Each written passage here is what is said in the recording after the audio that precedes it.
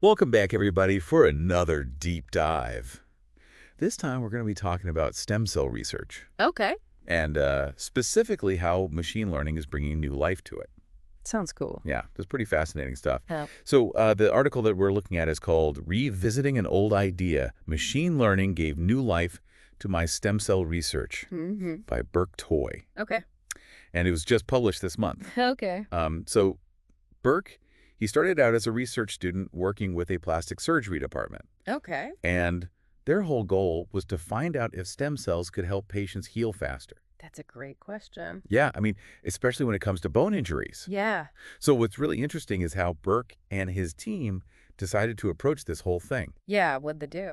Well, they had this idea to actually use the patient's own fat cells, Okay. reprogram them into stem cells, Oh, wow. and then guide those stem cells into becoming bone cells. So using their own body to heal their own body? Exactly. That's amazing. Yeah, so at first their idea was to use injections to do this. Interesting. So how would that have actually worked? Okay, so imagine you take a sample of someone's fat cells and you treat them with something called Yamanaka factors. Okay. Now, these factors can basically rewind adult cells Really? back into stem cells. It's like turning back time. Oh, wow. You're basically taking those specialized cells and turning them back into those blank slate cells. Oh, so they can become anything. Exactly. Oh. So then, with the right mix of signals, you can nudge those stem cells into becoming whatever you want. Oh, so in this case, bone cell. Exactly. You'd use something called small RNAs and differentiation factors. Okay, so it kind of all makes sense in theory. Right. But why did this research get put on hold? Yeah, that's a great question. It seems like the article mentions a few different reasons. Yeah, there were a few things. Like what? Well, first of all, Burke had some health issues. Oh, no. And his professor's research focus kind of shifted. And on top of that, the surgeons who initially got this whole project going, they weren't as involved as they had hoped to be. I see. And then there was this huge breakthrough in the stem cell field. Oh, right. Yamanaka won the Nobel Prize. Exactly. For discovering those reprogramming factors, it was a huge deal. Wow. Yeah, that must have shaken things up. It really did. So I guess all that basically pushed Burke's research to the back burner. For a while, yeah. But it seems like he never really gave up on the idea entirely. Oh, definitely not. I mean, you know how it is. Those early research experiences, they Yeah. can really stick with you. They really can. So even as Burke went on to medical school, moved to the UK, and started coding, that seed of an idea was still there in the back of his mind. Waiting to sprout again. Exactly. And it sounds like attending those tissue engineering conferences really helped. So he was still going to conferences. Yeah, staying up to date. Okay. And that's where things really started to shift for him. You mean like his perspective changed? Exactly. He saw all this cutting-edge stuff in tissue engineering, and he started to think, maybe injections aren't the best way to do this. Oh, interesting. Like maybe there's a better way to deliver those differentiation factors. Okay, so what was his alternative? He was thinking about synthetic tissue grafts. Okay. Instead of just injecting those factors and hoping they go where they need to go, Yeah. what if you could create a kind of scaffold? Like a 3D structure. Yeah, exactly. Oh, okay. And you could load up this scaffold with the factors and then implant it directly at the injury site. Oh, that's pretty smart. Yeah, you're basically ensuring a more controlled release of those factors. And that would lead to... More efficient bone formation, potentially. So it's like a tiny time-release capsule placed exactly where it's needed. That's a great way to put it. So what advantages does this approach have over injections? Well, think about it. When you inject something, it tends to spread out quickly. Oh, I see. So even if you have a high concentration at first, it gets diluted over time. Okay. But with a graft, you can engineer it to release those factors gradually. Oh, so it's more consistent. Exactly. Yeah. And that's really important for making those stem cells into bone cells. That makes a lot of sense. Yeah, So where does machine learning fit into all of this?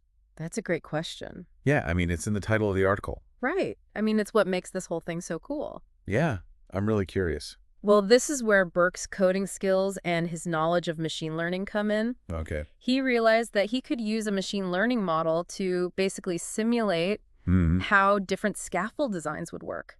Oh, interesting. It's like having a virtual lab where you can test out tons of designs Oh, wow. without actually having to build them. That's amazing. Yeah, it can really speed things up. So instead of spending years testing in a real lab, he can use the model to figure out which designs are worth exploring. Exactly. Wow. So he's using machine learning to fast forward the research. Yeah, that's a good way to think about it. Okay, so how does he do that? Well, he created what's called a synthetic data set. Okay, It's like a digital blueprint with info on all sorts of things, like what? like the properties of the scaffold, like its porosity, stiffness, pore size. Okay, so like the structure of the scaffold. Exactly. Right. It also includes data about the environment surrounding those stem cells, Okay. like the concentration of those growth factors we talked about, and how the cells themselves are responding. Okay, so it's basically a huge collection of virtual experiments Yeah, you got it. with all these different designs and conditions. Right. But how does the model actually make sense of all that data? It's all about patterns. Patterns. Yeah, the model learns from this data Okay. and figures out how different scaffold properties affect how well those stem cells become bone cells. Oh, interesting. And Burke categorized that success into 3 levels. Like low, medium, and high. Yeah, low, moderate, and high. Okay, I think I get the idea, but can you give us an example? Sure, so imagine you're a stem cell on this scaffold, trying to figure out your life. Okay. If the scaffold isn't right, let's say the pores are too small or the material's too stiff, Yeah. you might get stuck. That's low differentiation success. So some cells might become bone cells. Yeah, but overall it's not very efficient. It's like the scaffold is confusing them. Exactly. Now imagine a better scaffold Okay. with the right pore size, the right material, and a steady supply of those growth factors. Okay. That's moderate success. So more cells become bone cells. Right. They're getting the right signals. Okay. And high success is like the perfect environment. Yeah. It's like the scaffold is welcoming those stem cells and giving them everything they need. And you see a lot of bone cell formation. You got it. It's amazing how the design of the scaffold can have such a big impact. It really is. So what did Burke's simulations actually show? Well, keep in mind the simulation is just the first step. A proof of concept. Exactly. But what's really exciting is that the model was able to predict how successful those stem cells would be. Based on the different variables. Yeah, like the scaffold properties and the conditions. So it's like a roadmap for future research. Exactly. Showing which designs are most likely to work. Precisely. But this is all still virtual, right? Yeah. Still needs to be tested in a real lab. Absolutely. There are always things that pop up in real experiments. That you can't predict in a simulation. Exactly. So what's the next step for Burke? He needs to validate this model with real data. Okay. So actually build those scaffolds, add the stem cells, Mm-hmm. and see if the model's predictions are right. Oh, so bridging the gap between the virtual and the real. That's a great way to put it. So even if the model needs some adjustments, it's still a really powerful tool. Oh, absolutely. I mean, can you imagine having to test every single scaffold design in a lab? That would take It forever. would be so expensive. So machine learning really helps speed up the process. A ton.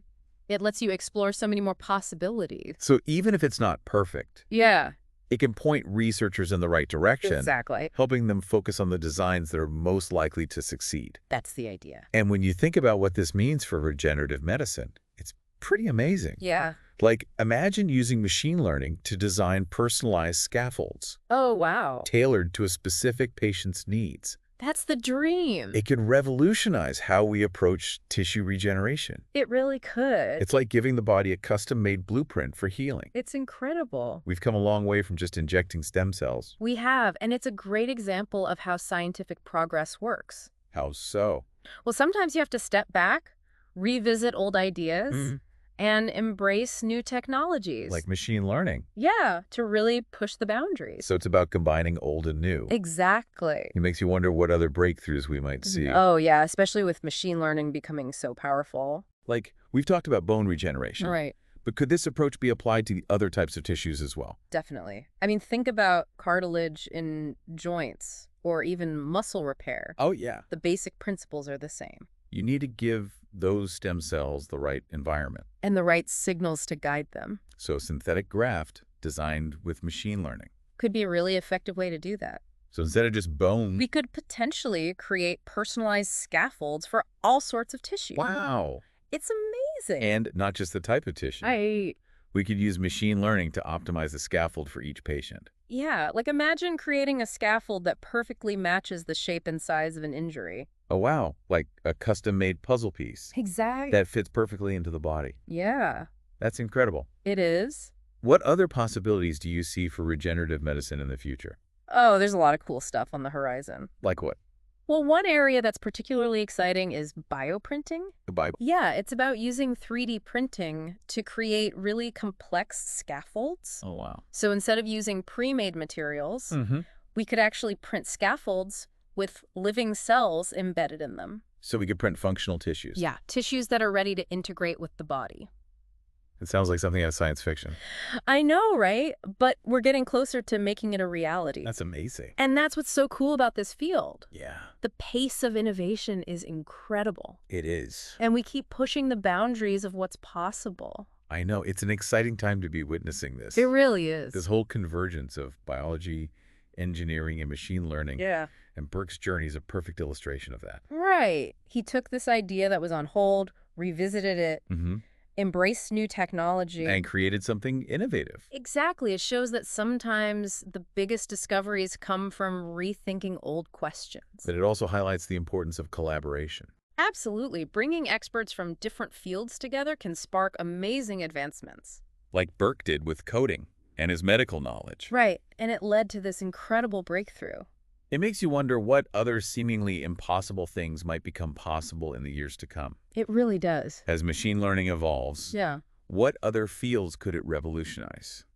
It's an exciting thought, isn't it? It really is. So, to our listeners, we'll leave you with that question to ponder. What other amazing things might we see in the future? And what role will machine learning play in those discoveries? Keep those questions in mind as you continue to explore this intersection of science and technology. It's a fascinating world out there. And we'll keep diving into it right here. Sounds good. Thanks for joining us today.